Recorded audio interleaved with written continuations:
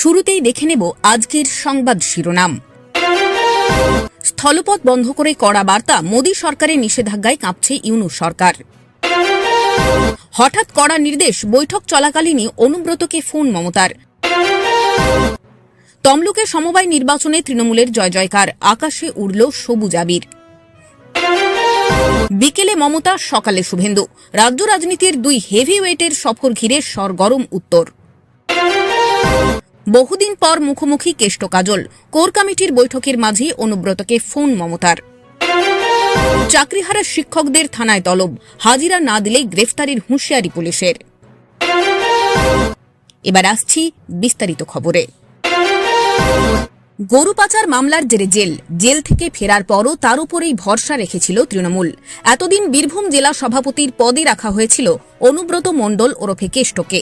তবে শনিবার শীর্ষ নেতৃত্বের নির্দেশে সদ্যই জেলা সভাপতির পদ গিয়েছে কেষ্টর। এরপর রবিবার কোর কমিটির বৈঠক ডাকা হয়েছিল। জল্পনা চলছিল কেষ্ট আসবেন কিনা। তবে কেষ্ট সশরীরে হাজির হন সেই বৈঠকে। আর সেখানেই আরেক কাণ্ড, ফোনে কেষ্টকে কড়া বার্তা মমতার। সূত্রের খবর, কোর কমিটির বৈঠক চলাকালীন হঠাৎই তৃণমূল সুপ্রিমো মমতা বন্দ্যোপাধ্যায়ের ফোন আসে কেষ্টর ফোনে। জানা গিয়েছে, ফোনে কেষ্টকে মমতার কড়া নির্দেশ, আগামী দিনে জেলায় দলের কোনো মিটিং মিছিল যাতে সে না ডাকে। জেলায় এরপর কোনো কর্মসূচি হলে তা করবেন দলের জেলা চেয়ারপারসন আশিস বন্দ্যোপাধ্যায়। বীরভূমে যেই জেলা সভাপতির পদ নিয়ে এত বিতর্ক, সেই পদই তুলে দিয়েছে তৃণমূল। পদ হারা কেষ্ট। জানা গিয়েছে, প্রায় 2 মাস ধরে কোর কমিটির বৈঠক হচ্ছিল না, যার জেরে বিভাজন তৈরি হয়েছিল দলে। একাধিকবার এই নিয়ে ক্ষোভও উগরে দিয়েছেন কোর কমিটির সদস্য কাজল শেখ। এরপর সরাসরি জেলা সভাপতির পদই তুলে দিয়েছে তৃণমূল। নেতৃত্বের নির্দেশ, দলের সংগঠনের কাজকর্ম দেখভালের দায়িত্ব থাকবে কোর কমিটির ওপরেই। এদিকে জেলা সভাপতি থাকতে বীরভূমের 3টি মহকুমায় মিছিলের ডাক দিয়েছিলেন অনুব্রত একা। বলেছিলেন 24শে মে রামপুরহাট, 25শে মে বোলপুর এবং 26শে মে সিউড়িতে মিছিল করা হবে। সেই প্রসঙ্গ বৈঠকে উঠলে কোর কমিটি জানিয়েছে তা কেষ্ট করতে পারবেন। ফোনে মমতা বন্দ্যোপাধ্যায়ও পদহারা কেষ্টকে ওই মিছিল করার অনুমতি দিয়েছেন বলেই খবর। যদিও নেত্রীর সাফ নির্দেশ, এরপর থেকে জেলায় মিটিং মিছিল যাই হোক না কেন তা চেয়ারপারসন আশিস বন্দ্যোপাধ্যায় ডাকবেন। ভারত বাংলাদেশ বাণিজ্যিক সম্পর্কে নতুন উত্তেজনা সৃষ্টি হয়েছে, কারণ ভারত সরকার বাংলাদেশের কিছু পণ্যের ওপর স্থলপথে আমদানি নিষেধাজ্ঞা জারি করেছে। এই সিদ্ধান্তটি 17 মে 2025 তারিখে ভারতের বাণিজ্য ও শিল্প মন্ত্রকের অধীনস্থ বৈদেশিক বাণিজ্য দফতর থেকে জারি করা হয়েছে। ভারত সরকারের নতুন আমদানি নিষেধাজ্ঞা, বাংলাদেশের পণ্যের ওপর কঠোর নিয়ন্ত্রণ। কি কি পণ্যের ওপর নিষেধাজ্ঞা জারি হয়েছে? নতুন নির্দেশিকা অনুযায়ী বাংলাদেশের তৈরি রেডিমেড পোশাক, প্রক্রিয়াজাত খাদ্যদ্রব্য, ফলের স্বাদযুক্ত ও কার্বোনেটেড পানীয়, তুলা ও তুলাভিত্তিক পণ্য, প্লাস্টিক ও পিভিসি দিয়ে তৈরি সামগ্রী এবং কাঠের আসবাবপত্র স্থলপথে ভারতের নির্দিষ্ট সীমান্ত শুল্ক কেন্দ্রগুলোর মাধ্যমে আমদানি করা যাবে না। কোন কোন সীমান্ত শুল্ক কেন্দ্রের মাধ্যমে আমদানি নিষিদ্ধ? উপরোক্ত পণ্যগুলির আমদানি নিষিদ্ধ করা হয়েছে আসাম, মেঘালয়, ত্রিপুরা, মিজোরাম, পশ্চিমবঙ্গের চ্যাংড়াবাঁধা ও ফুলবাড়ি শুল্ক কেন্দ্র। কোন কোন পণ্যের ওপর নিষেধাজ্ঞা নেই? মাছ, এলপিজি, ভোজ্য তেল, ক্রাস্ট স্টোন, এগুলি আগের মতোই আমদানি করা যাবে। এই সিদ্ধান্তের নেপথ্যের কারণ, ভারত সরকারের মতে এই সিদ্ধান্তটি বাংলাদেশের পক্ষ থেকে ভারতীয় পণ্যের ওপর আরোপিত বিভিন্ন নিষেধাজ্ঞার প্রতিক্রিয়া স্বরূপ। বাংলাদেশ সম্প্রতি ভারতীয় সুতো, চাল, কাগজ, তামাক, মাছ এবং গুঁড়ো দুধের ওপর নিষেধাজ্ঞা আরোপ করেছে এবং ভারতীয় পণ্যের ওপর অতিরিক্ত ট্রানজিট ফি আরোপ করেছে। এই পদক্ষেপগুলি ভারতের উত্তর পূর্বাঞ্চলের রাজ্যগুলোর শিল্প ও বাণিজ্যের ওপর নেতিবাচক প্রভাব ফেলেছে। দলই সব, ব্যক্তিগত বৈরির কোনো স্থান নেই দলের কাজে। তা আরও একবার প্রমাণ করে দিলেন বীরভূমের দাপুটে তৃণমূল নেতা অনুব্রত মণ্ডল এবং জেলা পরিষদের সভাধিপতি কাজল শেখ। রবিবার বোলপুরের দলীয় কার্যালয়ে কোর কমিটির বৈঠকে দুজনে উপস্থিত হয়ে দল নিয়ে সদর্থক আলোচনা করলেন। অনুব্রত মণ্ডলের পরামর্শ মেনেই জেলায় দলের সংগঠন কাজ করবে। এদিনের বৈঠকে তাতে সকলে একমত হয়েছে বলে জানান কোর কমিটির অন্যতম সদস্য বিকাশ রায়চৌধুরী।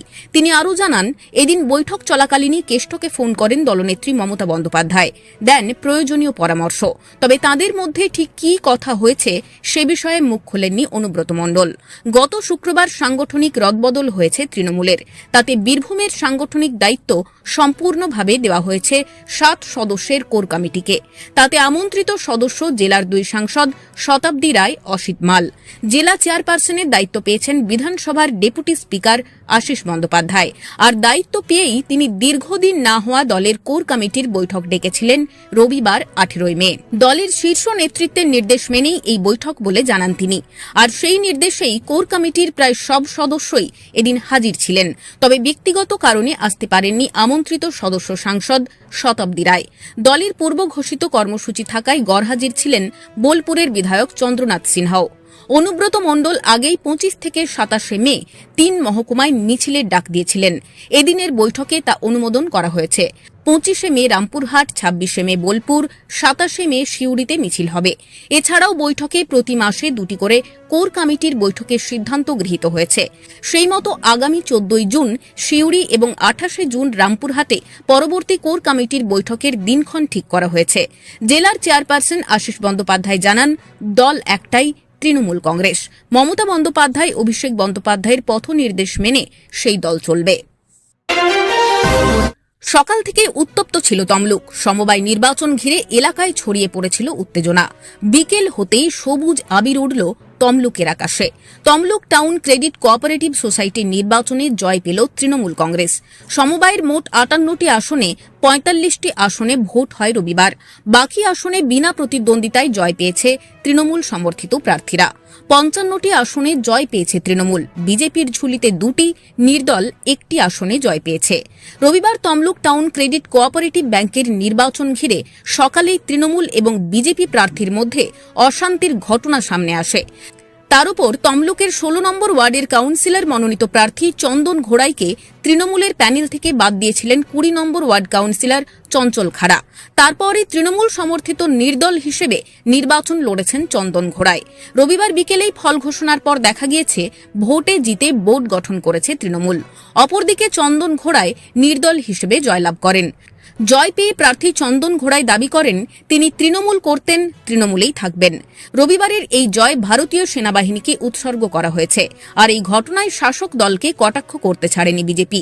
একাধিক অভিযোগ তোলার পরেও জয় এসেছে ঘাসফুল শিবিরেই।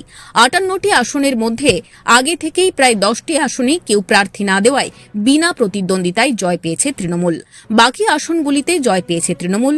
সবুজ আবিরে আকাশ হয়ে উঠেছে সবুজময়।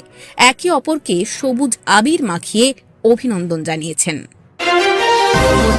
জন বার্লা তৃণমূলে যোগদান নিয়ে উত্তরের রাজনীতি এমনিতেই সরগরম। এরই মধ্যে আগামী সোমবার থেকে 4 দিনের শিলিগুড়ি সফরে আসছেন মুখ্যমন্ত্রী মমতা বন্দ্যোপাধ্যায়। অন্যদিকে মুখ্যমন্ত্রী শিলিগুড়িতে পৌঁছানোর আগেই একই দিনে সকালে বাগডোগরা পৌঁছে বানারহাটে পদযাত্রা ও সভা করবেন বিধানসভার বিরোধী দলনেতা শুভেন্দু অধিকারী। জন বার্লার যোগদানের আবহের মধ্যে রাজ্য রাজনীতির 2 হেভিওয়েটের উত্তরবঙ্গ সফর ঘিরে পারদ চড়ছে উত্তরের রাজনীতিতে। জানা গিয়েছে মুখ্যমন্ত্রী মমতা বন্দ্যোপাধ্যায় সোমবার বিকেলে শিলিগুড়ি পৌঁছেই একটি বাণিজ্য সম্মেলন করার কথা রয়েছে। রাতে উত্তরকন্যায় রাত্রিবাস করে পরদিন কাছেই একটি মাঠে সরকারি সভায় যোগ দেবেন তিনি। বুধবার আবার উত্তরকন্যায় উত্তরবঙ্গের একাধিক জেলাকে নিয়ে প্রশাসনিক সভা করার কথা রয়েছে মুখ্যমন্ত্রীর এই সফরকে কেন্দ্র করে শিলিগুড়ি এখন থেকেই সেজে উঠছে। শহর জুড়ে এবং মুখ্যমন্ত্রীর যাত্রাপথে পোস্টার, ব্যানার, ফ্লেক্সে ছয়লাপ। অন্যদিকে মুখ্যমন্ত্রী সোমবার শিলিগুড়িতে পৌঁছানোর আগেই সকালে বাগডোগরা বিমানবন্দরে এসে পৌঁছবেন শুভেন্দু অধিকারী। সেখান থেকে তিনি সরাসরি চলে যাবেন বানারহাটে, যা জন বার্লার এলাকা হিসেবে পরিচিত। বানারহাটের বার্লার ঘাটিতে গিয়ে মুখ্যমন্ত্রীর বাণিজ্য বৈঠকের আগেই একটি পদযাত্রা ও সভা করবেন বিরোধী দলনেতা। জন বার্লার দলবদলের জল্পনার মধ্যেই শুভেন্দু অধিকারীর এই সফর যথেষ্ট তাৎপর্যপূর্ণ। সব মিলিয়ে জন বার্লার দলবদলের জল্পনা এবং 2 প্রধান দলের শীর্ষ নেতার সফরের জেরে 26-এর ভোটের আগে উত্তরবঙ্গের রাজনীতিতে ক্রমশ বাড়ছে উত্তাপ। 2 শিবিরই চাইছে নিজেদের শক্তি প্রদর্শন করে রাজনৈতিক জমি ধরে রাখতে বা বাড়াতে।